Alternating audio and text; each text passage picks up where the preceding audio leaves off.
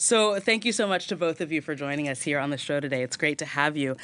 Your show mixes both music, as we saw, of course, there, and biographical elements of the lives of people like Billie Holiday, Nina Simone, and Ella Fitzgerald. Why choose this format where you mix the two? Because I think we wanted to tell a story at first. We wanted to, because the show is about the life and the fights of those great voices, those women, and we wanted to come back to the roots of the music we love and we cherish. That is kind of a part of our culture, I believe. And we didn't want to just, play the music and make a concert. We wanted to pay tribute, I think. Yes, I think we wanted to pay a tribute, and I wanted to pay a tribute because I learned my craft by singing along to those great songs. And I wanted to know the lives of these divas, and their lives are very inspirational. That's why we like to talk about them. Their lives are inspirational, you say, but and you do mention that, Nina Simone, amongst others, were fascinated with France, but there's also undeniably a French fascination with American jazz stars.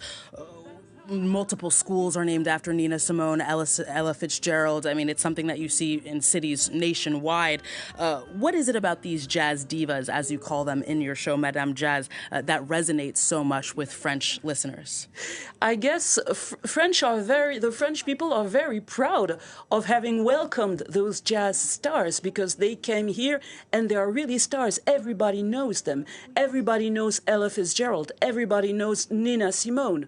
They are great, great women, and we know that they are powerful women.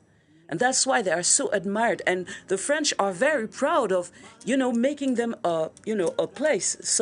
There is an audience for that. And I think even in the commercials, you can hear their voices.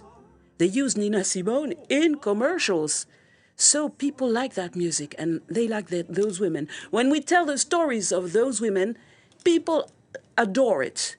If they're young, they discover them, and it's great. If they're old, they're rediscovering them, and it's great also. Do you feel like this love crosses the generations? You guys are, of course, from different generations. Yes, of course, it does cross the generation. And what's interesting is nowadays, people my age and even younger, we have internet. We can listen to music over Spotify, YouTube, and etc., etc.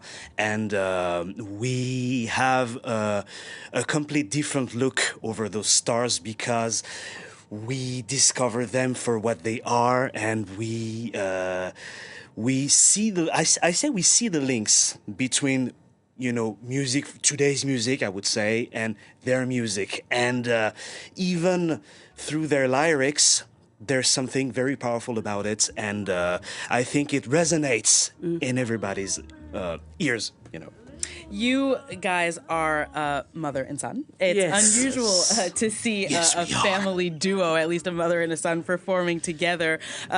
Niels, you play piano, you compose, you also sing. Abiel, you, of course, are the main singer. Is it just a coincidence that the two of you were passionate about the same music, or did you force upon your son the love of jazz? Never. She never forced me.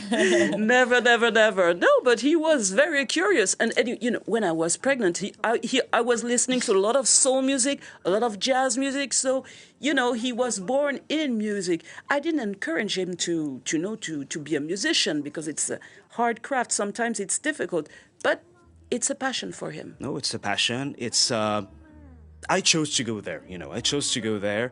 Well, I was influenced, I believe, of course, but with a very good influence. I'm very proud of her. And it's really nice to work together. If you want to know the real story about it, it began during the COVID, because during the COVID we lived in the same apartment.